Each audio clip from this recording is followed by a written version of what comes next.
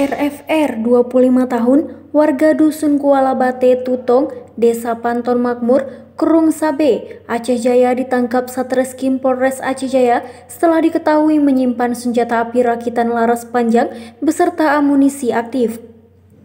Pemuda lajang lulusan ahli Madya D3 Teknik Mesin itu tidak hanya menyimpan senjata api rakitan, tapi juga beberapa jenis senjata tajam lainnya.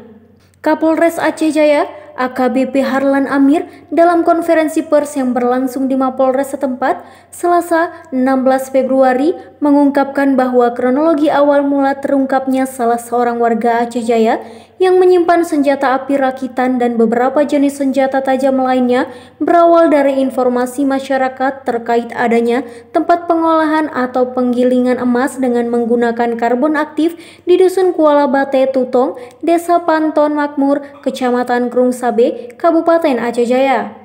Berawal dari informasi tersebut, kemudian Kasatreskrim Polres Aceh Jaya bersama anggotanya terus mendalami kebenaran tentang informasi tersebut dengan cara mendatangi tempat kejadian perkara. Beberapa sajam yang ditemukan di TKP, ini juga laras yang belum jadi, beberapa amunisi, buah peluru katanya. Dan mereka pengakuannya belajar dari internet, belajar merakit dari internet.